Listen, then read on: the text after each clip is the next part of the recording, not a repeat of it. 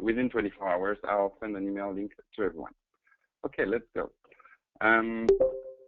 So today we wanted to talk to you about code and how to generate attribution for your software using this piece of software that we have open source here at nexB.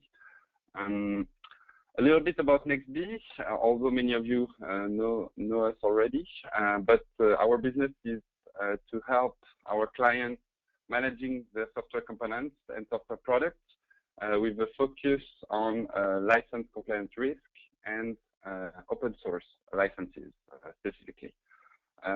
Our offering includes a commercial product that we call AboutCode, which is more of a system of records for all your third-party software and your software portfolio. We also offer open source audit services for clients that are more into identifying and identifying any issues that you may find in your code, and we do that as a service with our open source experts. But we also offer a few open source products as well and support for them.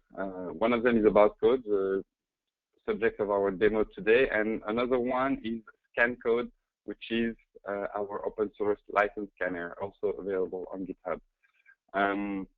We are really software provenance experts. We have audited many code bases, I believe about 500 products so far since 2003. We have active open source developers and Linux Foundation members. We are heavily invested in the SPDX project, which is the standard working group from the Linux Foundation. Today we really want to talk about code, and I'll brush the topic of AboutCode very quickly before Dennis take over and give you an actual demo after a few talking points. So our two open source compliance solutions include first AboutCode, which is more dedicated for engineering and product team. It's really, and you're going to see, it's a basic system that can be adapted for any kind of technology, platform, or language, and that you can integrate in your build systems. It's available today on GitHub under the Apache 2 license, and we have many customers using it today, and nexB is available for a support contract if you need to help implementing it, but we are also very happy to help people on GitHub when they enter any tickets or issues they have. On the commercial side, we have AboutCode, which is really what I was talking about earlier, really a system of record where you, after an audit, you register the results of this audit in this enterprise application. And while AboutCode is really for engineering and product team, AboutCode customer are more legal business users, and they share compliance responsibility by being able to set up policies company-wide and also establish workflows within that application. You can import any kind of data in AboutCode, and it's delivered as a SaaS product, but we also have on-premises options. So this is a gist of what AboutCode and AboutCode are made for. Now Dennis is going to take the rest of the presentation and guide you through AboutCode. Go ahead, Dennis. Thanks, Pierre. Hi, I'm Dennis Clark, product manager for AboutCode, and you can see some basic things about the tool we're talking about today. We have a specification. It's available online, and it's intended to be very simple. This is for people just getting started, and you really just want to start doing things to structure what you have. And we'll see more about that as you look at the demo. and it's intended to have a very, very quick starting point for you. That the level of effort to get going on it should not be great. And as you can see, there's more information about where to look at that online. The next slide, please, Pierre. Okay, and here is give you an overview of the compliance lifecycle. Basically, you start with your product, right? The package up on the left, or any product that you want to look at, and you create a software inventory.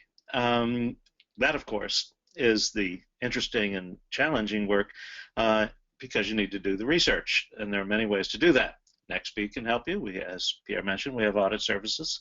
You can use whatever scanning tools you happen to have. We have the open source scan code, and there are many others that you can use to scan your software. But ultimately, you're going to produce an inventory or bill of materials of that product. And we'll show you some examples shortly. So you start with that. And you gather up your license texts. These can be a collection of license text files that you have. You could be using DejaCode's license library.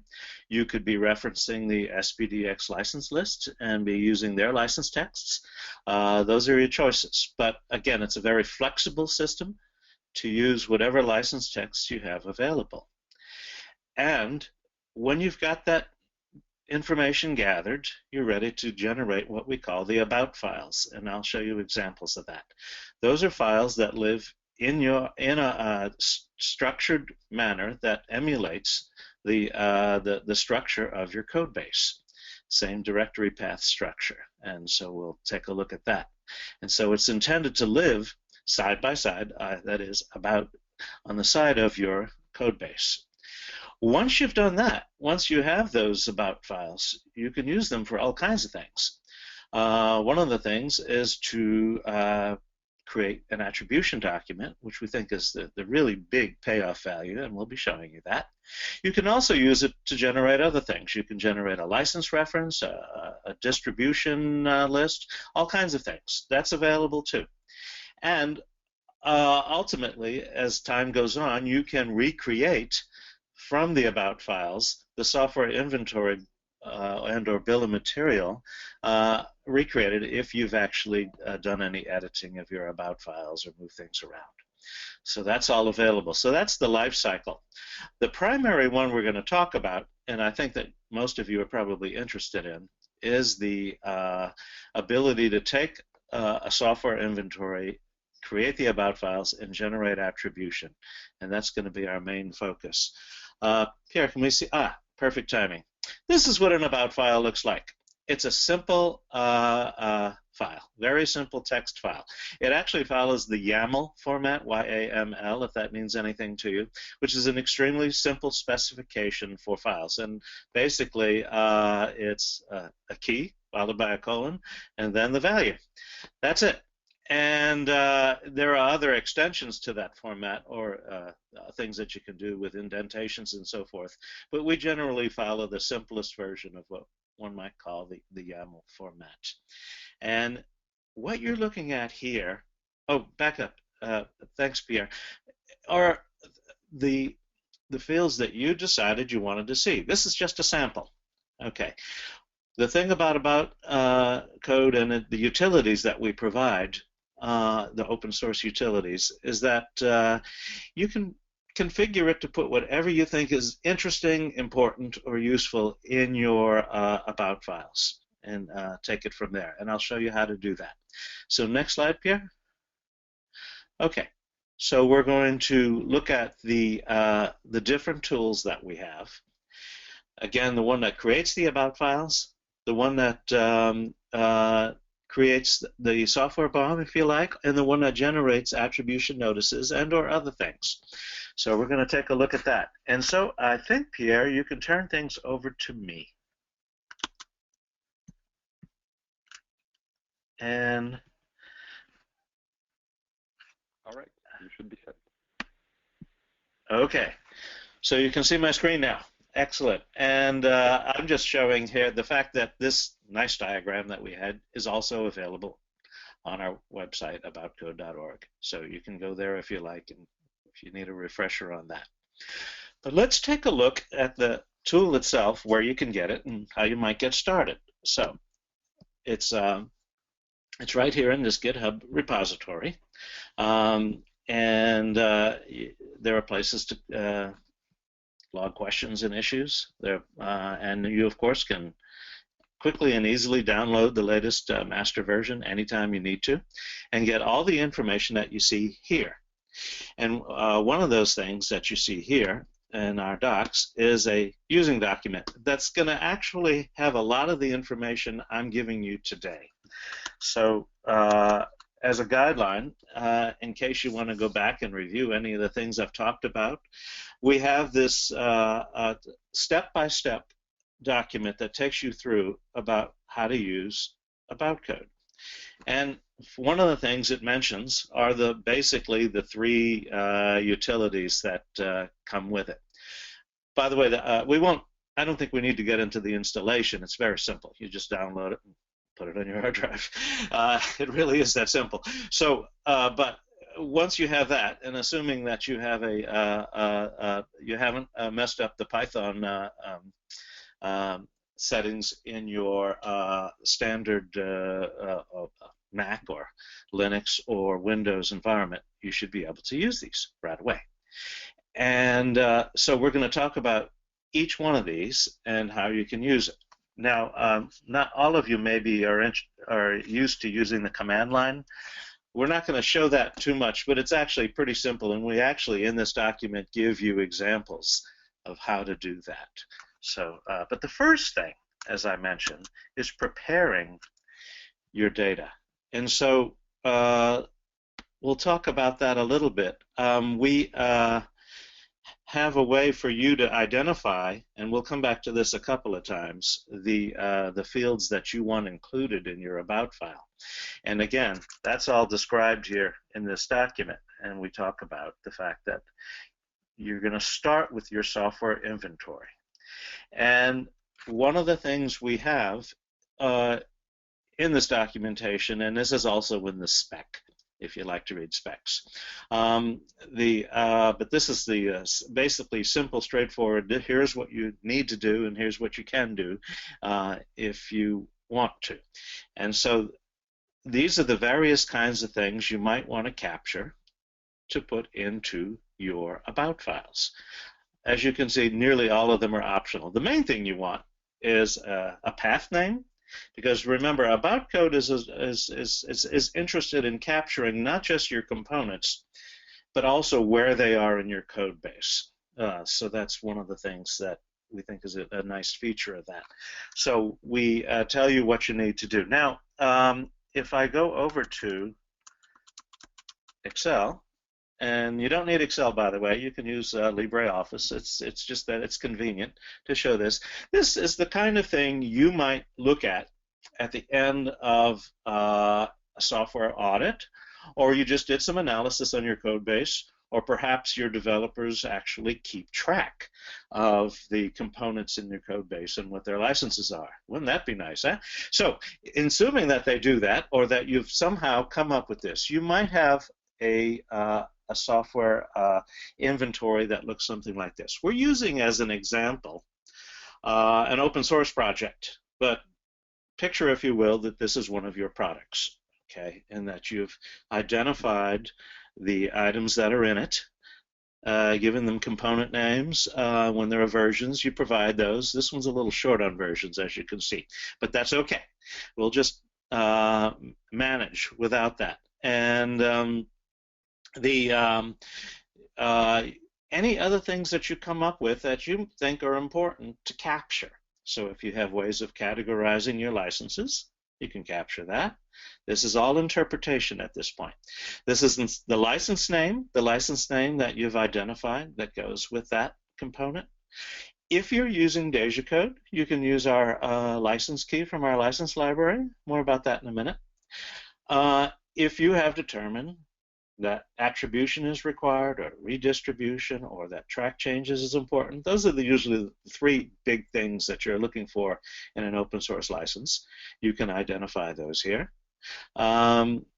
If this is a particularly unusual license file, you might want to go ahead and create a license text for it, something that in SPDX lingo, for instance, we'd call that a license reference. It's not one of the standard licenses. And so you might do that. You can capture notices and download URLs. Super important, especially since we're going to use this for attribution generation, is the copyright. So that might take a little bit of work, but again, if you're using a tool, it should be able to give you the copyright. ScanCode does that, for instance, gives you the copyright for each of your components. And you might want to capture other things. These are just examples of the kind of things you might capture when you're recording what's in a code base, either as you go or through the process of some kind of audit. So you would have something like this. Now, in order to make this available to the tool we're about to look at, all you have to do is change that to a CSV. Okay, and again, you can do that with Excel, but you can also do it with LibreOffice or something like that. The main thing is that the tool we're about to take a closer look at uses a CSV file as an input. A little easier to read this, of course, because it's formatted the way we're used to being able to do in Excel. So let's go back to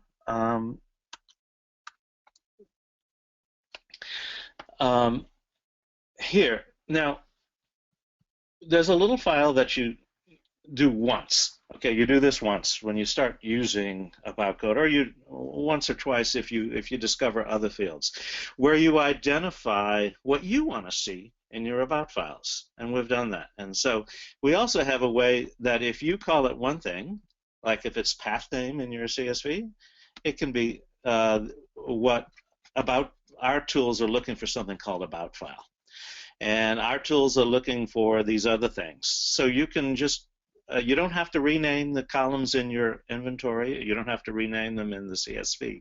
You can simply map them. And you can add additional fields in addition to this list. So again, this document is available on the AboutCode site if you want to look at this in more detail. But it gives you an idea of the kinds of things you might want to capture when you run our tool. Okay, and it gives you some ideas here of what you can do. Now, we are going to be taking advantage of the fact that, especially because we are nexB, and so DejaCode is our product, we're going to take advantage of the fact that we know the DJE license key, and so the AboutCode tool is going to go into our license library and get the license text. Okay, so that's one of the things we can do. You don't have to do that. You can simply provide the license text. It's completely flexible that way. And as you can see, our example shows both. Okay, ones where they're in our library and some very, very unique component-oriented licenses that are there just for that purpose. So let's take just one more look at what we need to do. Let me show you that here. Sorry. Again, we provide you with some guidelines on how to run that from the command line. So it's just called genabout.py, and there are some options, and in here we show you what those options are. But those are all part of the usage, and they're all identified on the tool. If you want, you can go right to our website and see our examples. We provide examples. In fact, what you're going to be seeing is all online, and it gives you an examples of what the input files would look like and the output that you can expect. We'll be looking at that shortly, and the HTML. So those things are available to you. Now, let's imagine that I have just run AboutCode, and Genabout, and I've generated my about files and the associated notice and license files. That will generate a folder on your local drive that looks something like this. We're looking at it with Firefox here because it's a convenient way to do that. But in the Mac, you would be using your Finder, or in Linux, any tool that you have to look at your file structures. But this is what you're going to see. You're going to see your different folders, and you're going to see little .about files and little .license files. So, for instance, if I wanted to look at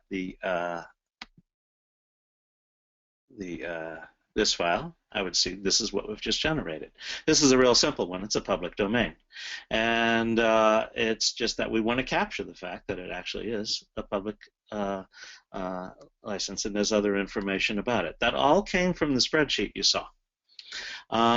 If I were to look a little more deeply, we can look at the license that we showed you that was very unique. It's just a small little file that we identified, and we just named the license after the developer. More interesting than that, then, we can look at the overall license for E2FS progs and this particular version, and we can see who the copyright is, the confirmed license, the license name, where to get that, where we found it from, different things, redistribute, yes, track changes, yes, attribute, yes, and we know where it is in our code base. And also we have a copy of the license, the ever familiar GPL 2.0. And so again, we can look for any of these things, and there they are. You can see that, for instance, this particular one is under LGPL 2.0, and we have the license for it. So you have that, and now you have this extremely valuable resource that's very portable. It's in a compact file structure that emulates your code base. And now we get on to the next exciting step, which is we want to generate attribution. Which is really the ultimate payback from the effort that you've put in to do this. So we give you some advice on how to get started.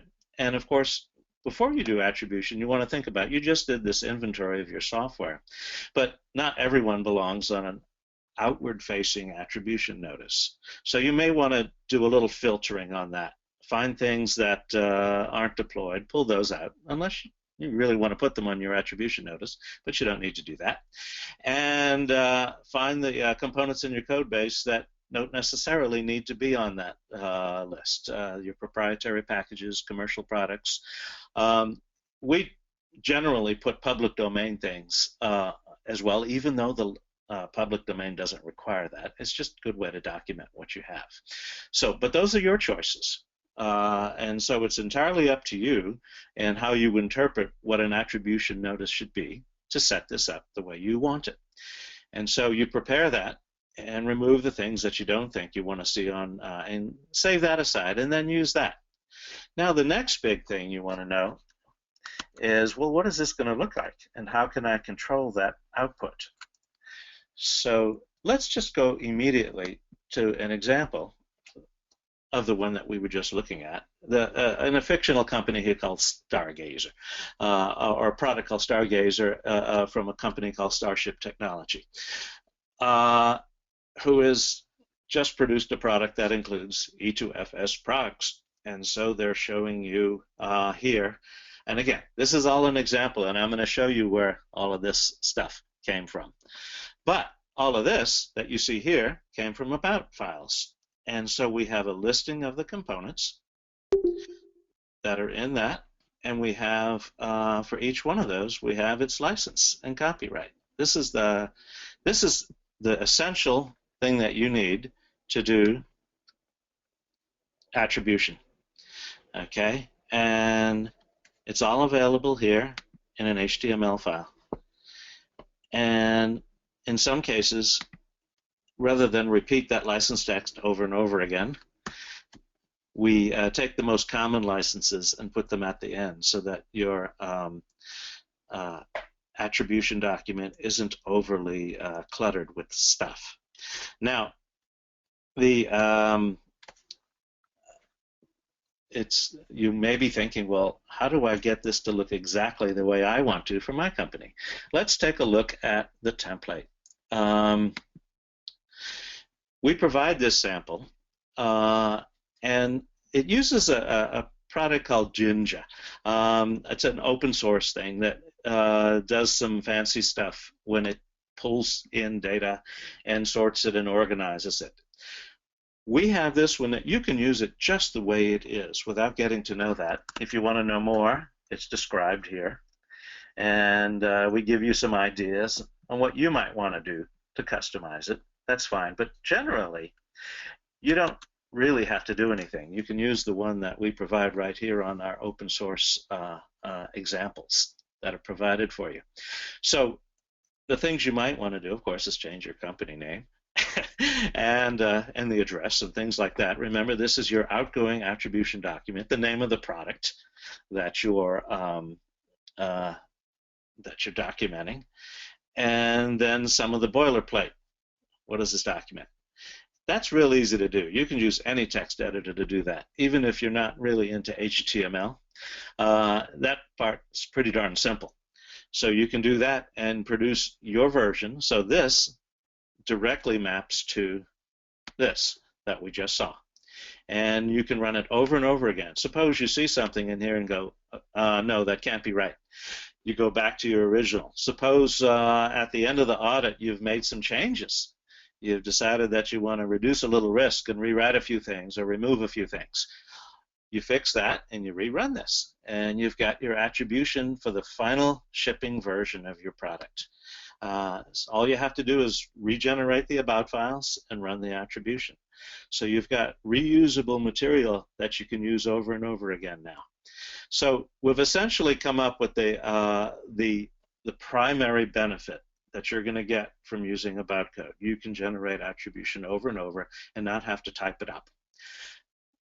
And if you want it in a different format from that, you can do it. Now, suppose, for instance, you wanted a plain text format.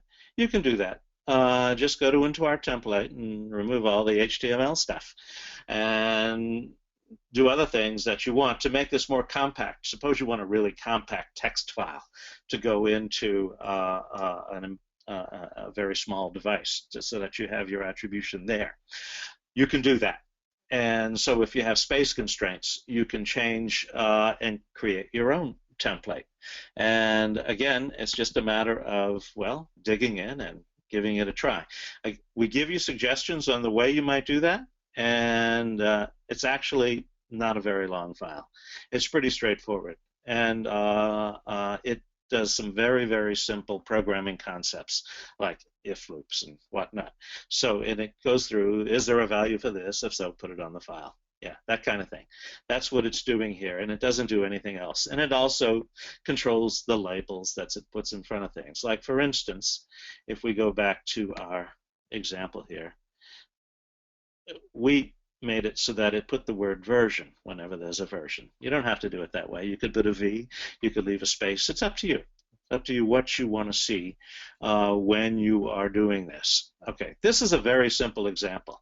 Your product would probably include a lot of open source components that you would be seeing here. Whatever you consider worthy of attribution, whatever you've determined needs to be on here is going to be there. We've ordered it by component name. It's alphabetical. You can order it any way you want to. Depends on how you order your input and how you feed it to the generate attribution tool. So that's available. But that's not the only thing you can do with your about files. There are other things you might want to do. Suppose, just for internal purposes, you just want a list of all the licenses that are in a product. So you can create a license reference. So this one takes the same data and produces this license reference in an order by license. And so basically it's saying that these are the packages that are under GPL 2.0 with auto-conf exception. And these are the ones under Kerberos. And those are all there. These are the ones over MIT Old Style Legal 2. And I'm sure a license you know and love. And So that information is available. You can now save that as documentation, primarily intended for internal uses. What are all the licenses I need to know with? So in case anyone needs to review those, come back to the license text to really dig into, well, what did we sign up for when we use these components? That information for that product is there in a concise way. And so here we are. We tell you we've done it so that you can still see who owns it. There's the copyright. Which could change from package to package for each license, as you can see here. And so that information is there. So you've got a license reference. Essentially, we did that by having a different template with a different group by. And we describe that group by in our documentation. It's a little bit more advanced use of this thing called Jinja. And again, it's available to you. You can use this right out of the box, just make little changes if you like, and if you want to experiment with the rest of it, you're certainly welcome to do that as well. If you run into difficulty, as Pierre mentioned, you come back to AboutCode tool and you put an issue in. We're always willing to answer questions. Okay, that information is available, or if you think there's a problem. And so we have a license reference now. And as your product changes, you can just simply rerun this by rerunning the generate about files and then rerunning this. They run very quickly. It's a very quick thing to do. Now, let's take another look at some of the things you can do. You can also generate a software inventory. Again, it's a very simple thing. And as you recall, it was one of the things that we highlighted back here. Attribution. And you can also do, if you like, you can do a template that's only using the redistribution required objects, so that you can go through, after you've captured that information, make sure you have a checklist for everyone, for your engineering team to use, to make sure that you've packaged up all the redistributables, that you've got a website that shows where they can go to the links, or you've got them somewhere. Whatever you do to do source code redistribution, you can use it for that. And you can also regenerate your software inventory.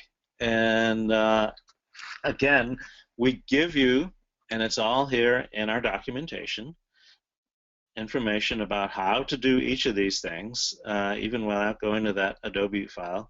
You've got basic things that you can run that tell you how to do that. Again, if looking at command line things makes you glaze over, it's okay.